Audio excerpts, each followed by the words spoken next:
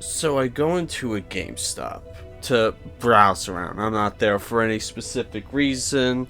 I'm looking around, trying to find something that will work with my $5 coupon I have with my Pro membership. And then this lady comes in with a big box of stuff. And she brings it to the front counter. And she says, "Hey, will you take any of this?" And the guy says that I hear very distinctively, "I'm sorry, ma'am. All this is too old for me to take in." And so, of course, I naturally peruse over and I go, "Excuse me, what do you have there, good ma'am, in that box?" Didn't quite go down quite that way, but she goes, "It's a box of old gaming stuff. I'm moving. I have no room for it. I am just trying to get rid of it. Would you like it?" And I'm like, "How much you want for the box?" And she goes, "I don't need anything for the box. If you're willing to take it, it's yours. Free of charge." And I'm just thinking, okay. So I take the box, and what I find in it, as you can tell from the title of this video, there is an original Xbox One. Forgive me. There's an original Xbox Classic. Seriously, Microsoft, fuck you, okay, with your naming. Gosh, what genius decided to call it the third one, an Xbox One? I'm sorry. But yeah, anyway, the original Xbox. And I'm thinking, okay, cool. So this is the story of that.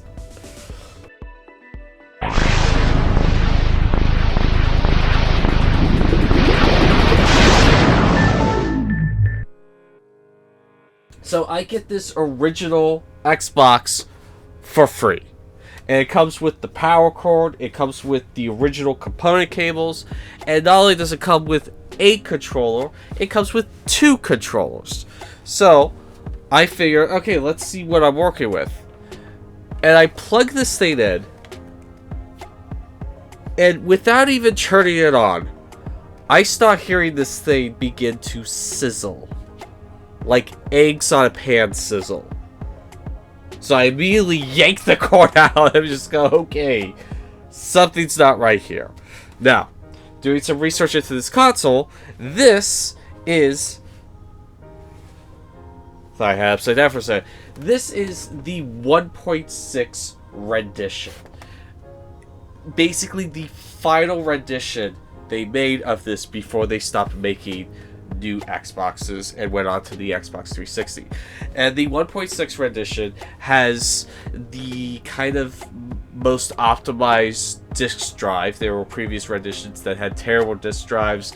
This one had kind of the best, and it also has, you know, the most optimized power supply. It has the most optimized cooling, and so like earlier versions have 2 fans. This one only has 1 fan. So technically this is the most refined version, and this version doesn't have the issue with the clock capacitor. Essentially, if you don't know what that is, inside every single Xbox, there's a little capacitor that is dog shit, and basically it leaks all over everything, destroying the Xbox. It's what's making these kind of rare now these days. If you know what you're doing, you can open it up, remove that clock capacitor, and the system will work fine without the clock capacitor.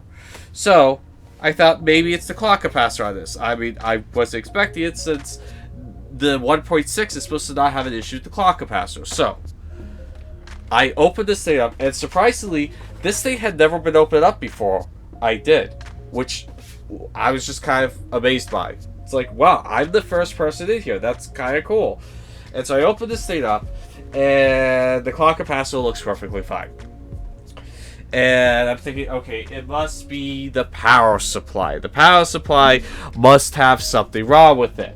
And I couldn't find any issue with the power supply. So I'm looking around, and then I find these 5 capacitors to the south of the CPU heatsink. and one of them has fluid coming out of the bottom.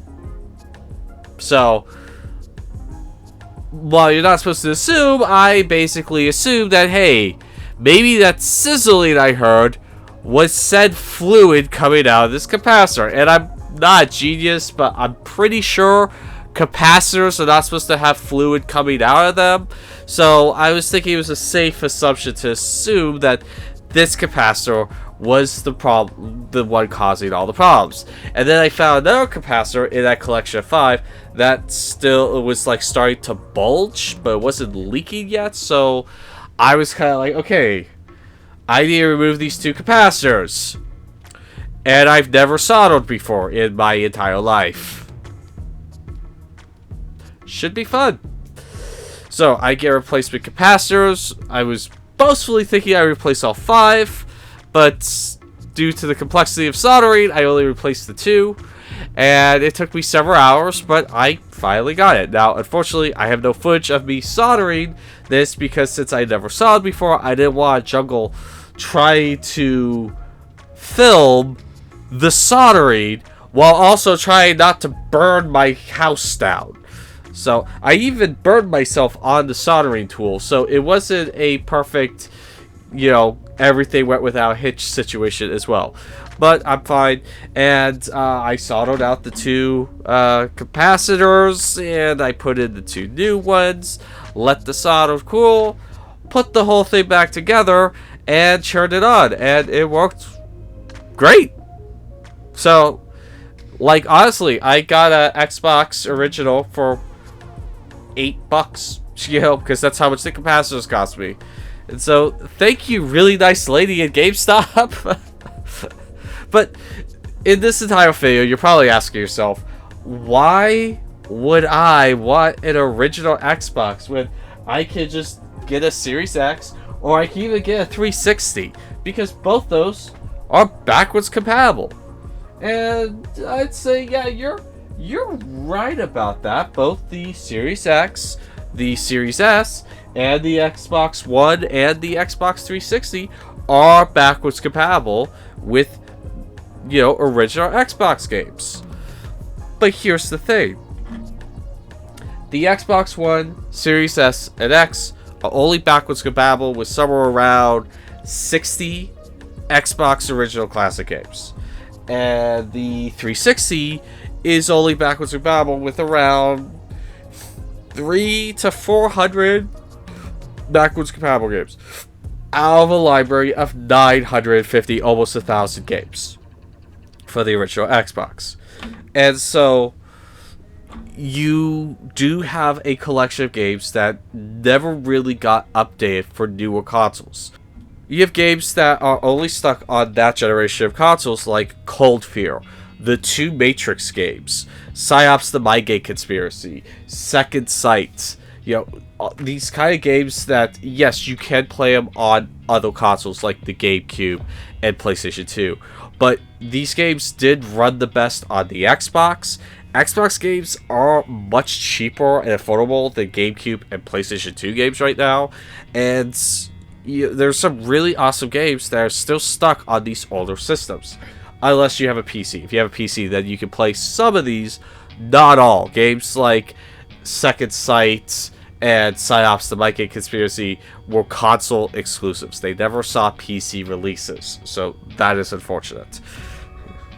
But another thing you can do with these consoles is you can mod them. Now, I'm not particularly eager to mod my Xbox. I just want something that can, you know, play those old games. I'm not really huge into the whole modding emulation group, but I know there's a lot of people who are, and I have to admit, it is fun doing like modifications to a game system to make it better and superior than its former self. So, you know, that is kind of fun, and so there is a good reason to have one of these old Xbox game systems.